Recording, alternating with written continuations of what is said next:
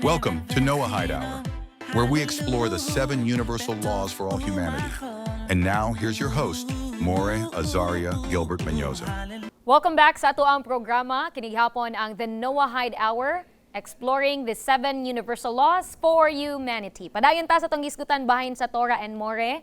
Bago na to, no, kiniganing pangayoon o kanang paminawon ang mga pangutana sa ato ang bag-o nga guest di ay. Atong palaila, mga higala, nag-change guest data ang uban, no? Atong i-welcome si Sir Abraham Joseph Arnel Raakin. Hello, sir. And si Sir Evir Marty Abragan. Hello po. And sa ato ang mga guest kaganina no nga naa dinhi, i-andam na dani yung mga pangutana, clarifications kay ato na ipangutana unya kay More because naasa ko'y pangutana More, no? Unsay connection sa Tanak og sa kining Torah unya, who compiled it? Okay. More. Kini nga question, mahinungdanon para mahimo siyang susi sa ato ang understanding. Yes. Ang Torah, basically, mao ang Genesis to Deuteronomy. Gisulat ni Moshe Rabbeinu for almost 40 years time period, no? For almost 40. And then, pag tabok nila sa Jordan, patay naman si Moshe Rabbeinu. Pagkamatay niya, after 40 years, nga pag journey gikan sa Egypt, padulong sa Jordan, namatay siya, wa siya katabok, and then mipuli si Joshua. Og si Joshua, misulad pod siya. Now, and that was the beginning of the Nach, and that is Navim and Ketuvim, that is the time, the era of the prophets. Now, gikan kang Joshua, padulong ngadto kang Shemuel, tungod kay Shemuel, maupod ang gasulat sa Book of Judges and Book of Ruth.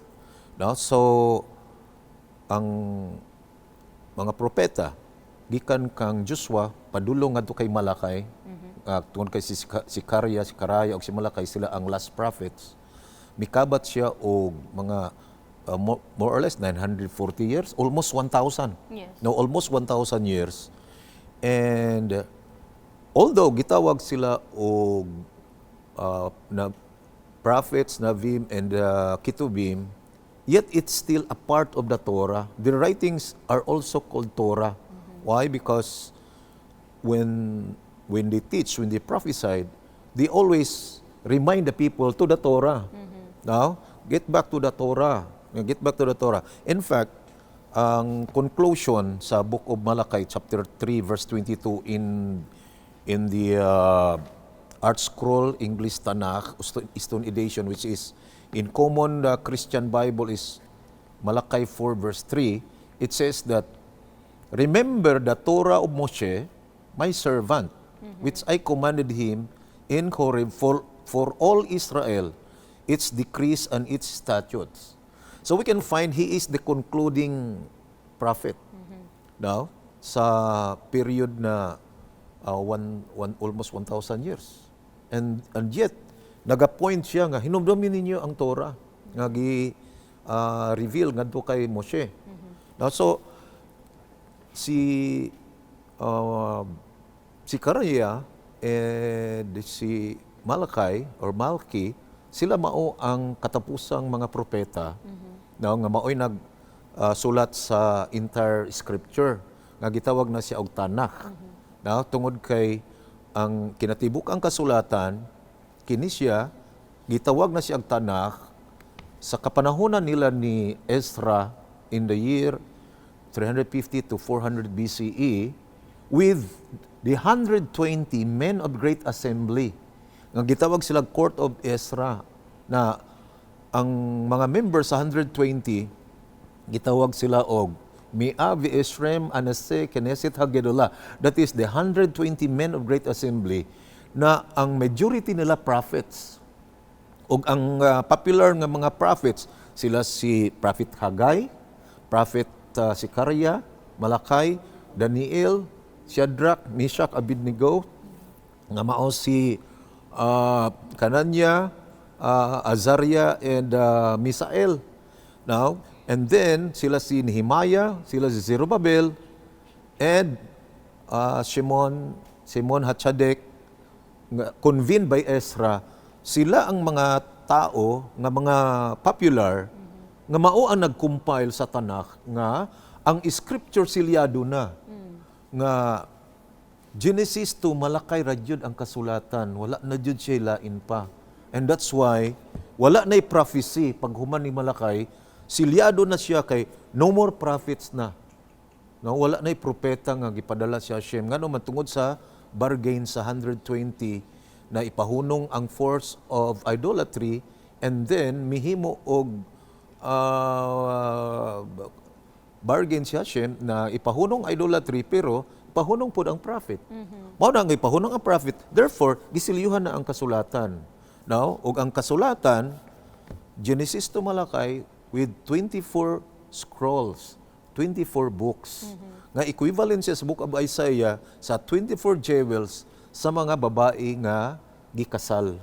Nga doon na sila 24 jewels. Tungod Kung pangutana mo regarding sa naghisgot man ta about sa Torah and the Tanakh. Yes, sir. So, since sa kuang experience sa pagpaminaw diya sa imuha, daghan po kong mga kasanitian nga nagapangutana sa kuha regarding sa kining Tanakh, Torah nga to sa Tanakh. How come nga 1,000 of years nga paano na to ni ma-reconcile nga daghan man karong mga kasulatan nga nanggawas nga wala nagabase dito sa atuang ginisgutan nga Tanakh ug sa Torah kay sa karon sama sa imong giingon nga pagmata nato nanaan tanang klase-klase mga sekta nga ato ang natubang. So karon akong pangutana paano nato ni ma-reconcile o ma-settle sa matag individual sa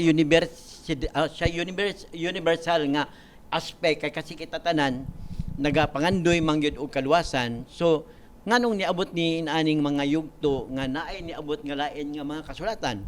Okay, kinahanglan ta og another episode ana pero akong hatagan og gamayng linaw. Kinahanglan ta og focus ana no kay broad kay na siya. Nya kinahanglan ta og documents to prove. But I will just quote. No, I will just quote para ma-enlighten ta. Okay.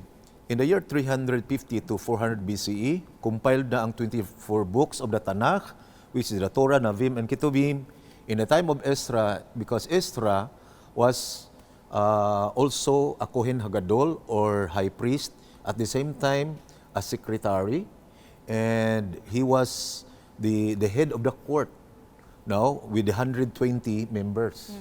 And sila ang nag-determine na mao lang ni ang kasulatan. No, Genesis to Malakay lang. Okay, and remember in their time dili siya hardbound ngayon ani scrolls siya. So 24 scrolls.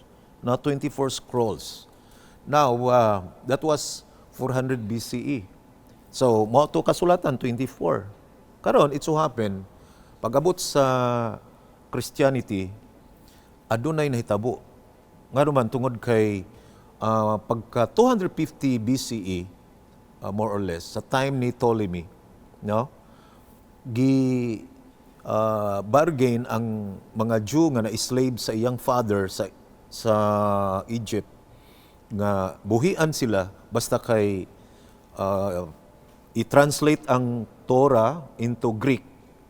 No, unya idugang sa iyahang Alexandrian library, no? Nga mao ang pinakadakong library sa iyang panahon with 400,000 scrolls. Unya kaya ang iyahang caretaker si Demetrius usaman ka Jew. Gingnan siya, sir, dili gyapon kumpleto imuhang library kung walay Torah sa mga Jew. Dapat ipa-translate na para makumpleto ni. So mao to nga ang 72 ka mga Jewish scholars, ilang gi-translate ang Torah into Greek, which is the intention was kumbaga dili spiritual, no? Ngano man secular ang intention kay dito ron i-appeal sa ilahang mga compilation of books. Pag uli nila gi-criticize ang mga nag-translate nga nganong inyong gi-translate nga mao na hinuon na occasion nga masingit na ang dili mao tungod kay lahi na nga language.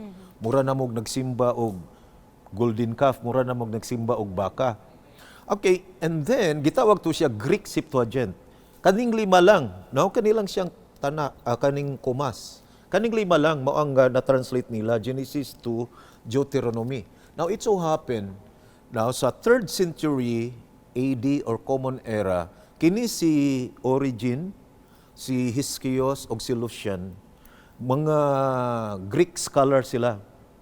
Ilang gi-translate ang Book of Psalms, gi-translate nila o Greek, ang Book of Proverbs, Book of Isaiah, Book of Jeremiah, ilang gi-translate. Paghuman, ilang gi-attach adtong Septuagint. Og niabot na sa Christian mind nga, ang Septuagint, buong Grigo, Genesis to Malakay, which is not true. Because the Septuagint is only Genesis to Deuteronomy. Karon ang nahitabo kay ang translation nila na may wala mamao. Unya nahimong authority sa mga Christian scholars in the early times. For example, I will give you a little bit example nga problema jud siya kaayo. Now, sa Greek Septuagint, ang Book of Isaiah 7:14 nga gitranslate sa English og behold a virgin shall conceive. Pagtan-aw nimo sa Hebrew, hini ha-alma hara. Ang word is alma. And the term alma, gitranslate siya sa Grigo o Parthenos. And then from Parthenos, gitranslate siya sa Latin sa time ni Jerome in 405 AD, gitranslate niya og Virgo. Pag-abot sa King James sa English, gitranslate niya virgin. Mauna siya ang evolution of translation. When in fact, sa Hebrew, it is Alma. And Alma is not a virgin. And besides, ha-alma in Hebrew, it is not behold a virgin, but ha-da, definite article. That means, ang babae naa didto. Because in Hebrew, alma means young woman, and it's not a virgin because the term virgin in Hebrew is bitola. The term bitola, that is virgin. And then alma was used in Proverbs 30, verse 19, as a prostitute. There is a prostitute that was called alma in Hebrew. So therefore, mayroon ka, alma, gitranslate og virgin, how come that the virgin is a prostitute? Which is in Proverbs 30 verses 19 and 20. No? So, dito na nagka-problema. So, ang problema kay ang nahitabo, ang New Testament gisulat sa Greek, ilang gisumpay. So, ang Greek Septuagint, nagsumpay na og ang Greek nga New Testament. Gitranslate po ni Jerome into Latin, gikan sa Genesis padulong sa Malakay, gikan sa Matthew padulong sa Revelation, tungod kay ang Matthew to Revelation nakumpay lang na 397 AD. Ilang gi-attach o gitawag nila Old Testament ni. Gitawag po nila New Testament.